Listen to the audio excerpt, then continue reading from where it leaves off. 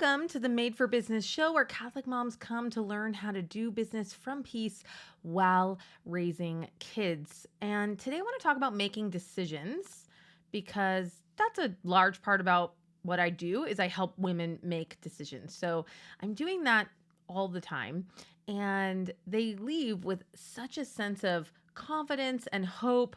And I just want you to know that it's not because of me. So I want to explain what I do to take a woman through making a decision so that she comes to that place of feeling peace, feeling confident, and you can do that for yourself. And I love doing it. It's really fun. It's one of the favorite parts about my job is getting to take someone whose brain is kind of muddled and they feel stuck and confused and all of it's just bouncing around and it feels tangled, and just to help empty their brain out and sort through it all and make sense of it until they're like, okay, yeah, I could do that. So I'm going to give you some steps. You may not have to do all of them. You may not necessarily do them all in order, but this is in general my process for helping someone make a decision. Now, when I am talking to someone and helping them make a decision, I explain, we are going to intellectually make this decision together right now. And we pray before every coaching session that I have. So we pray and we invite the Holy Spirit in. But I explain that when we drop into problem-solving mode and intellectual mode, which is often exciting and fun, we're not necessarily in that really yummy kind of open discernment mode. And I think that that's okay. The Holy Spirit's always with us and definitely can guide us in that moment, in that session. But I explain, we're going to take an intellectual shot at this decision or these plans right now. But then after this, I want you to go pray over these plans. I want you to go take these plans and lay them at the foot of the cross and just say, all right, Lord, but what do you think about this? So I want you to know that even on your own, you might need to make a decision in two phases. Now, sometimes I'm in adoration and I'm just praying and I'm asking the Lord for guidance, and it just comes to me and it starts and ends with that yummy discernment feeling. And then I'm just maybe fleshing out the plan. But a lot of times I'm kind of doing a discernment sandwich. I'm praying. Then I go into intellectual problem-solving pro-con mode. Then I make some decisions. Then I take it back to the Lord and pray about it. And I think this is one of the ways that we make sure that our ego and our pridefulness is not the driver. Because your ego and your intellectual mind has to rise to the front in order for you to do the intellectual, analytical version of planning. Then we want to bring the Lord back in and just say, do you bless these plans, Lord? Are these of you? Is this your will? Is this part of my sainthood journey? And so I think that you can do it, pray, then do planning, and then pray again. I think sometimes you get away with just praying. It's one big prayer session and you get all the details as a straight download from the Lord, and that works too. But I want you to know that if it doesn't happen like that, it's still fine. We just want to lay all of our plans. Once we get to a place where we think we've got the right decision, we still just want to go check in with him about it. Okay. So you're making a decision, could be big, could be small in your business. I want you to first just put your hands on your body and just ask yourself, am I stressed out right now? Because if you're stressed out, you won't be a good problem solver. And if you're stressed out, go do something else. This is not the time to solve a decision in your business. And you are not so busy that you can't take 5 minutes to calm yourself down. But that is just so crucial, is we want to be calm. And so when I work with my clients, I speak slowly in a very warm and loving voice. I am staring at my camera. So for those of you on Zoom calls, that means I'm not necessarily looking at you. I'm looking up so that when you look at me, it looks like I'm looking right at you. And that's just so intentional for me because I'm trying to calm the person in front of me down by me being calm. Okay. So if you're doing this with other people, I just want you to know that you can help them by being calm and speaking slowly. I also, when I'm in front of my clients, think she's got this. She knows what she's doing. She's super talented. She walks closely with the Lord. I have so much belief for them. And I think they can feel that and they borrow that belief when we're together. But you can do this for yourself, right? You can just do this in your mind. You can just imagine having a business coach with you, or imagine a special saint or a special family member or a friend. And just imagine them sitting there smiling at you, cheering you on, going, all right, let's make some plans. Because we can have that kind of positive energy even when we're problem solving something that feels scary. And so, are you stressed? We want to make sure that we're feeling calm when we are ready to make these plans. So you get into a calm space. I'm a big fan of a blank sheet of paper because it feels very open to me. If it's a very big decision, by the way, I am not doing it in my house. That's one of the things that I've really learned. And I heard someone say that once, where you think the same thoughts that you always think when you're in the same rooms that you're always in. So you want to go to a different place if you're trying to think outside the box and make a big decision. But if it's not a big decision, I'll definitely do that in my house. So I'm calm. I've got my white piece of paper. And then I'll just ask myself, what do I want? Sometimes we start solving the problem without just saying, why am I even trying to solve this problem? Where am I going with my life? What am I trying to do? And I might remember that God has called me to business. I might think about a financial goal that I have. Your kids might be home for the summer and you're asking yourself, okay, like I'm trying to balance spending time with my kids this summer and growing my business. And so I want to make some decisions. Remember what you want, or decide what you want long term. Because this decision is not just about this decision. It's a puzzle piece in a much bigger picture. Okay? So I remind myself that. I just kind of give context to the decision, because if I'm just making this decision by itself, it might feel like my brain gets twisted up with reasons, good things, negative things. But it's easier to give weight to those things if I understand how it fits in the whole picture.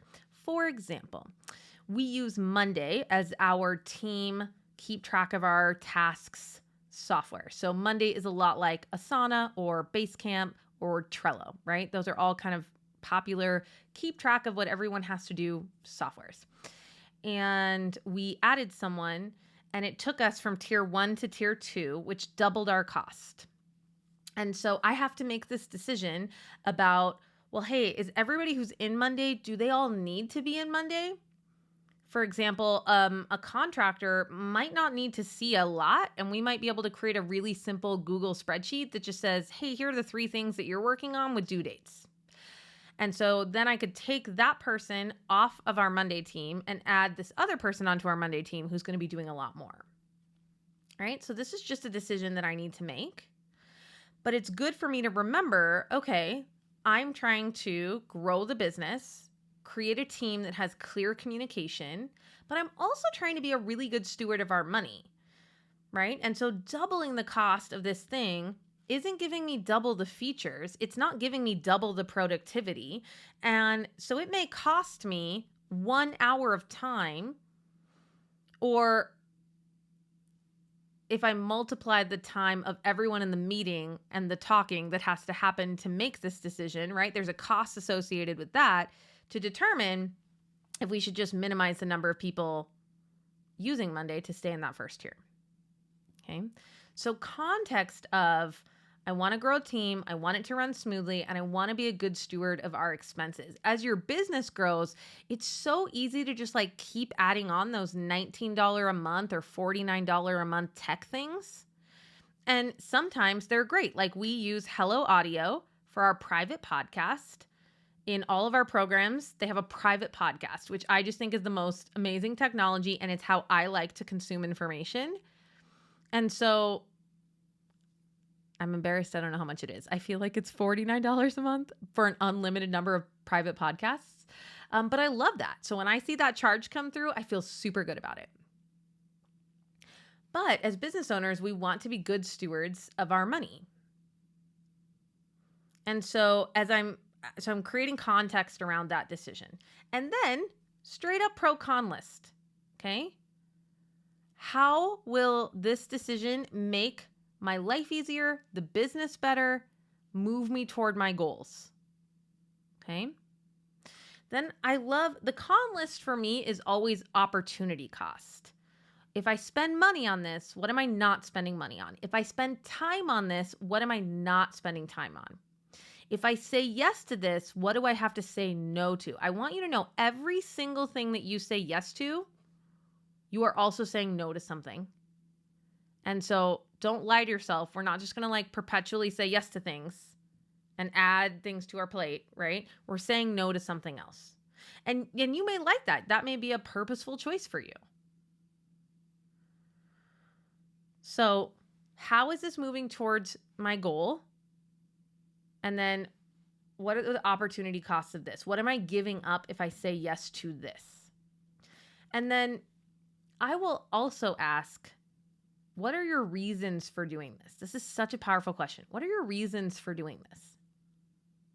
So let's say that you heard that it was good to create a free opt-in to build your email list. Okay. Super standard business advice, right? You'll hear that from just nearly everyone. You should create a free opt-in to grow your email list. Okay. But if your reason is because everyone told me and you don't totally understand it, or you don't have a really good opt-in idea, or you don't even really have a business yet, like if you've signed 0 clients and you instead want to spend 3 weeks working on an opt-in, I would say don't do that. I would say go get some clients. Go talk to people about what you do.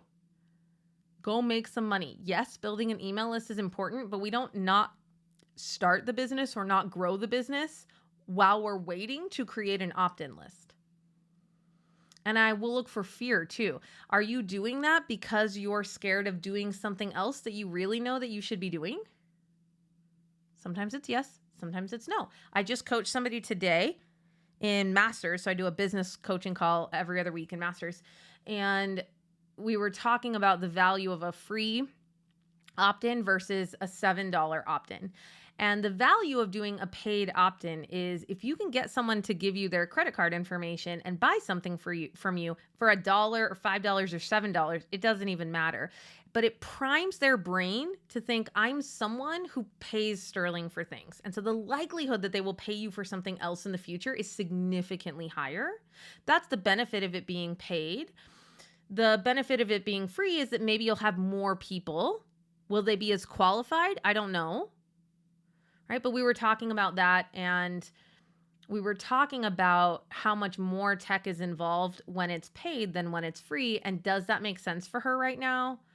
For her family, she was about to go on vacation and wanted kind of a lighter business experience over the summer. We talked about, okay, what if you had to pay someone an hour or two to set that up, maybe a virtual assistant? And so it's always a mix of practical questions, but then also why? Why are you doing this? Why is this important to you? And you want to pay attention in your body for any ick feeling. And that is my job. And I read that on their face and in their voice, where I'm like, whoa, what was that? Or I'll catch them use a phrase like, that just really feels heavy, or that's just so much right now, or I'm really scared of doing that. And I'll kind of pause and, okay, let's explore that. You want to understand what your reasons are for doing something. And I do not like it when my reason for doing something is based in fear. So if I'm scared about getting clients or managing a team or adding new tech, and I'm making a decision from fear, I generally won't make that decision. I wait until I get clear and I feel really strategic. Like I'm in my CEO boss energy and I'm like, yeah, this is a strategic decision. Even if it's something uncomfortable, So you want to love your reasons. If your reasons are fear or avoidance, then I just ask myself when I notice that, by the way, I'll just be like, hey, do you want to be an entrepreneur? Because that's the gig. It's all discomfort land, my friend. There isn't an entrepreneurial path that does not involve discomfort. So we can choose which kinds, right? You can choose to be on video a lot, or you can say, I don't want to choose to be on video. I'm going to be on a podcast, or I'm going to go figure out email opt-ins and funnels. But you're going to have to do something very uncomfortable to grow your business. And I love that we get to choose. I think we should get to choose, which is why I think there isn't a one-size-fits-all business plan for everybody. So you're doing a pro-con list. You're looking for practical things, and you're trying to pay attention for tension in your body. But then when you notice it, I want you to then be that other person in your mind, like a business coach or a saint or a friend, who just goes, hey, what's going on there? I noticed something. What came up? What's that? What's that feeling?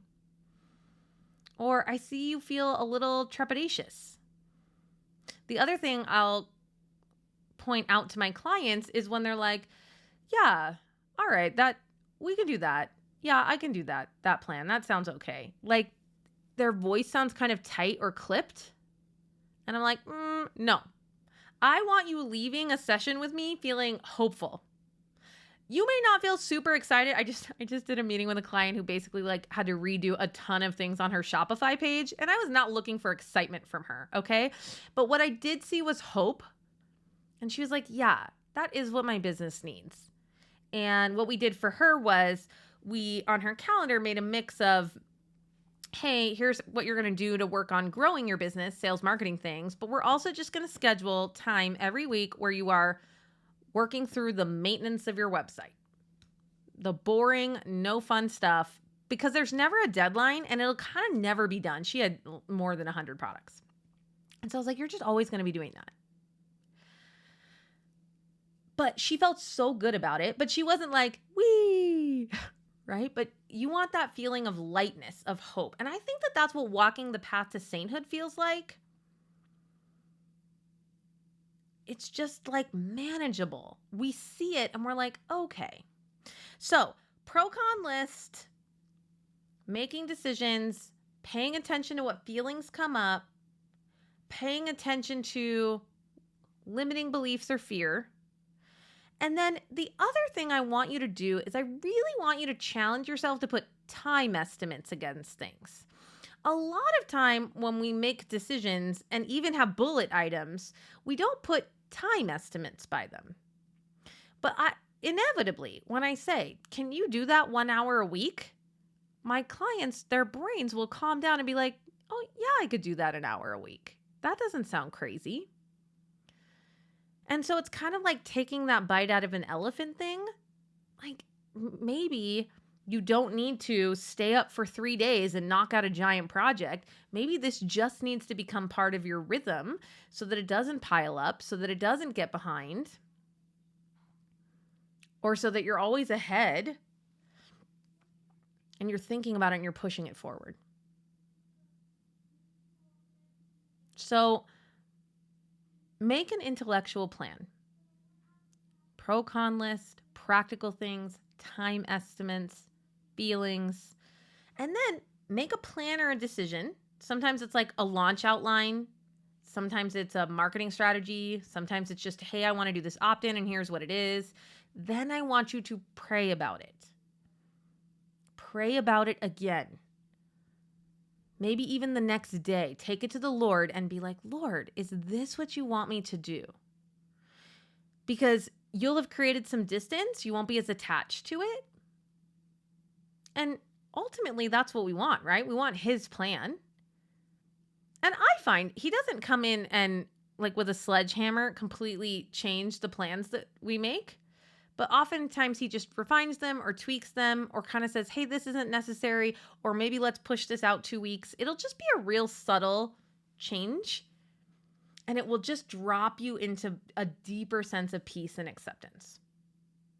So I hope that helps. I know that wasn't super tidy, like here are the 5 steps to making decisions, but it isn't a tidy process. Your brain isn't tidy. I really want you to think about it like dumping your brain into the table, moving the pieces around. It's kind of like cleaning out your purse, right? You like dump your purse out, and the first thing we do is we like get rid of the trash, and then like, I don't know if you store your receipts somewhere. And then I save all the things that I want to save in my purse. We always have veils in my purse and sunglasses.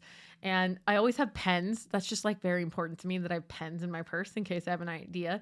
And then I have that blue Pieta Prayers book in my purse. So I move those things around. And then there's this pile of stuff left over. And it's what are we going to do with these things? That's what making decisions is like. And then we look at them and we go, okay, well, some of them need to be relocated somewhere else. Not a big deal.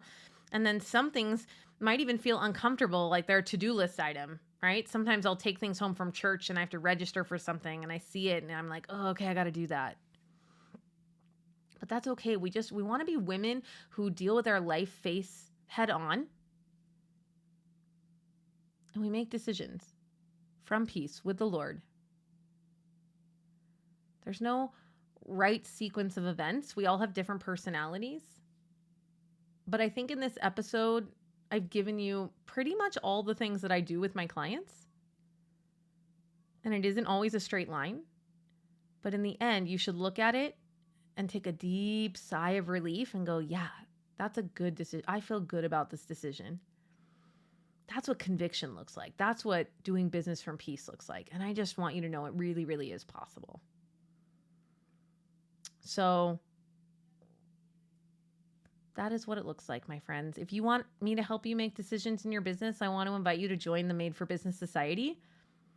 In June, we're going to be doing task management, time management, and kid management. It's the management month.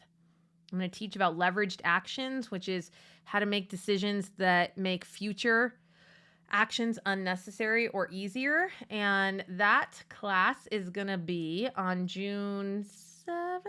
Yes, June 7th is when we're kicking that off. So if you sign up for the society, I will do a planning call with you. We're going to plan your next 90 days. And then all month long, as a group, we're going to be working on how do we get a lot of stuff done with kids home? And that's, for some of us true all the time. They're home all the time. And for some of you, it's true because of the summer. So I thought it was just the perfect time to do that. And I would love to see hope and relief in your face as you look at your plan and go, you know what? I can really do that. And I just promise you that God wouldn't have a business plan for you that doesn't fit within your life. He just wouldn't do that. It doesn't mean that you don't have to be uncomfortable, because we've already established it's always going to be a bit uncomfortable. But he has the perfect plan for you and your business over the summer, and it really just works. It fits and it goes. I want you to trust that he's a good father like that. All right, ladies, I'm praying for you. Get to work and have a blessed day.